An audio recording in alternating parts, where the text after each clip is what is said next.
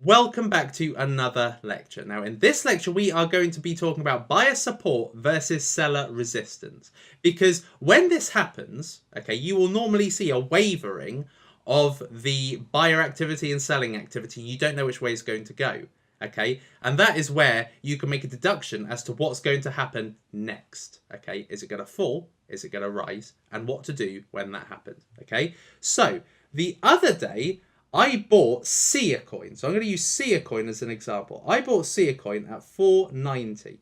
Okay, I went to sleep. I saw the price was about 495, 494, and I couldn't wait any longer. I needed to go to sleep. So I put a buy order set overnight. So if the price hit 490, it would buy a load of them. Okay, it would buy about 15,000 of them, if I remember correctly.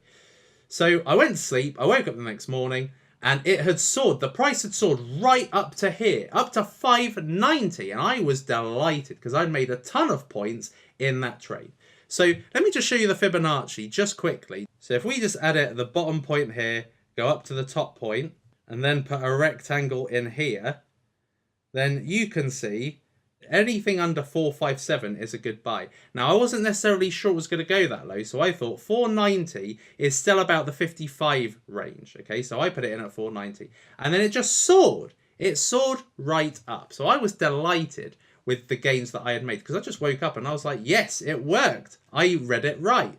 Okay, and I expected it because at the time there was a crash of a Bitcoin crash. And what happened is that basically the value of most coins went down. So it was an ideal time to buy. And that is my favorite time, is when there is some, uncertainty in what's happening in the marketplace.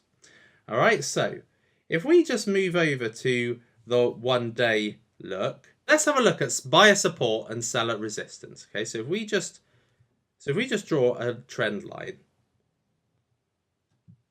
here and then draw a resistance line from here to here, you can see that for a period of 1, 2, 3, 4 hours, there was a tussle between selling activity, which are the red candlesticks, and buying activity, which are the green candlesticks. Okay, so you can see there was a tussle. Okay, it was going anywhere between 575 to 555. Okay, where people didn't know if the price was going to continue to go up or if it was going to go down. Okay, so what we had buyer support, which is this line here. So buyers are trying to trade the price up, and we've got sellers trying to sell the price down. So we've got a tussle here, and so this is the support line, this is the resistance line. And so you've got the two sides fighting against each other. And who wins determines what will happen with the price. Okay, so we had the seller's trying to bring it down, the buyer's trying to bring it up, the seller's trying to bring it down, the buyer's trying to bring it up, and you get it. So it kept on going for a while. And then what seemed to happen was this candlestick seemed to break through the support line, and then it slightly dropped. And then what happened is that buyer support actually continued and broke the resistance line, and it went up. And then again, the sellers were resisting, and it brought down the cost again.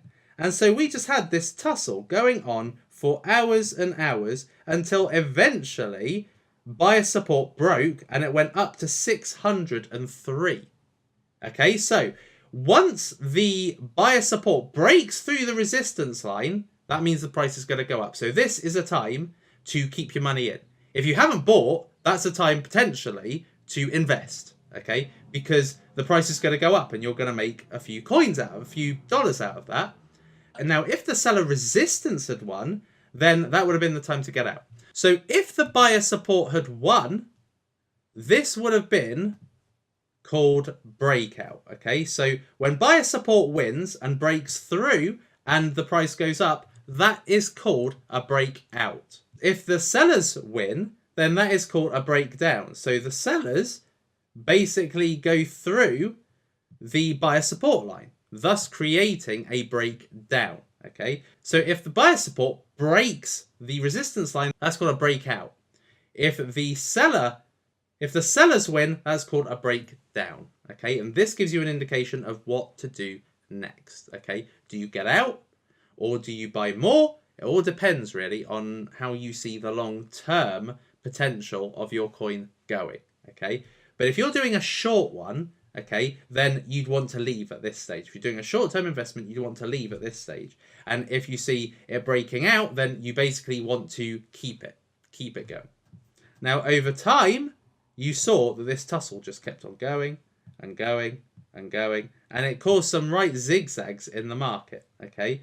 Leaving the market to go right down again, because basically if we take a zoomed in look, you can see that seller resistance, there's an awful lot of red here. You can see that seller resistance has broke down the buyer support. So the buyers were trying to keep it up, and then eventually they fell under the weight of the seller resistance, and so the price went right down. Okay, so you need to keep an eye on support levels and resistance levels throughout the course of your coin's market movement. Okay, whilst the price is moving, keep an eye on the candlesticks. And if buyer support is winning, then you stay in. And if seller resistance wins and drives down the cost, that's where you come out. All right, so I hope that that's helped you with knowing when to get out and when to stay in. I hope that that's helped you with buyer support and seller resistance. And I hope this has helped you with breakouts and breakdowns.